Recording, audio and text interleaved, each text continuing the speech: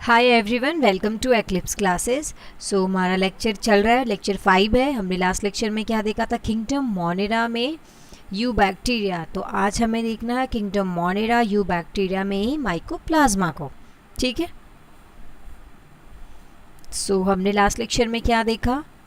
Cyanobacteria के बारे में जो भी डिटेल्स था वो हमने देखा, और अब देखना है हमें माइकोप्लाज्मा के बारे में। ठीक है।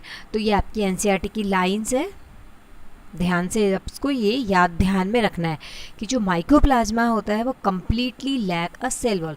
इनके पास सेल वॉल नहीं होता है। They are the smallest living cells known and can survive without oxygen.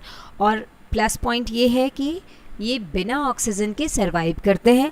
Many mycoplasma are pathogenic in animals and plant. बहुत ऐसे जो माइकोप्लाज्मा होंगे वो एनिमल्स और प्लांट में डिजीज़ कॉजिंग एजेंट का काम करते हैं, मतलब हमें इफेक्ट कर सकते हैं और डिजीज़ कॉज करते हैं। ये रहा आपका माइकोप्लाज्मा का स्ट्रक्चर। देखो, माइकोप्लाज्मा क्या होता है? 3 लेयर्ड सेलुलर मेम्ब्रेन होगा। ठीक है, ये 3 लेयर्स सेलुलर मेम्ब्रेन का बना होगा। सेल वॉल इसमें नहीं प्रेजेंट होता है। साइटोप्लाज्म है, सॉल्युबल आरएनए है और डीएनए भी है। सो इसमें आरएनए और डीएनए दोनों प्रेजेंट है। ठीक है, इसमें और ये राइबोसोम प्रेजेंट है। ठीक है, कुछ सॉल्युबल प्रोटीन्स भी प्रेजेंट होंगे। तो आपको समझ में आ गई बात कि माइकोप्लाज्मा में सेल वॉल नहीं होता है। ठीक है, इसमें दोनों ही होंगे, आरएनए और डीएनए दोनों प्रेजेंट होंगे। 3 लेयर सेलुलर मेम्ब्रेन होता है। ठीक है, सॉल्युबल प्रोटीन होगा, राइबोसोम होगा, साइटोप्लाज्म में ये सब होंगे।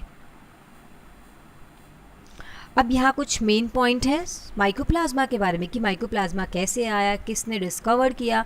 तो 1898 में 2 फ्रेंच साइंटिस्ट थे, E Nocard and R Roux, जिन्होंने एक ऑर्गेनिज्म को खोजा जिसको क्या नाम दिया? माइकोप्लाज्मा। एंड वे डिज़ाइंड एज पीपीएलओ, उसको डिज़ाइन किया पीपीएलओ के नाम से, प्लूरोनिमोनिया लाइक ऑर्गेनिज्म। ठीक है। सो जब फिर क्या हुआ 1898 में, तो ये क्या हो गए, डिस्कवर किए इन दोनों साइंटिस्ट ने। फिर नोवाक ने 1929 में इसको किस जेनस में दिया? तो माइकोप्लाज्मा के अंदर दिया। द जापानीज, ये कोई साइंटिस्ट हैं। ठीक है, फर्स्ट डिस्कवर्ड दैट द 1967 में एस्टर येलो, जो कि प्लांट में डिजीज़ कॉज हो रहा था, किसकी वजह से? तो माइकोप्लाज्मा की वजह से। तो इसको नेम दिया गया pleuromorphic organism as mycoplasma like organism. इसको बोलते हैं एमएलओ। तो एमएलओ क्या हो गया? माइकोप्लाज्मा लाइक ऑर्गेनिज्म, और पीपीएलओ हो जाता है pleuropneumonia like organism. PPLO is known as a joker of plant kingdom or joker of microbiology. PPLO is pleomorphic organism. ठीक है, ये काफ़ी स्मॉलेस्ट होता है।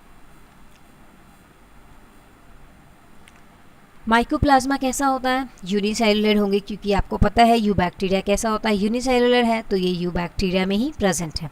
और ये क्या है? स्मॉलेस्ट प्रोकैरियोटिक ऑर्गेनिज्म है, जिसका डायमीटर कितना वेरीज करता है? Diameter of cell 0.1 micrometre to 0.3 micrometre तक। अब हमने देखा था सेल मेम्ब्रेन कैसा था? ट्राई लेयर्ड था।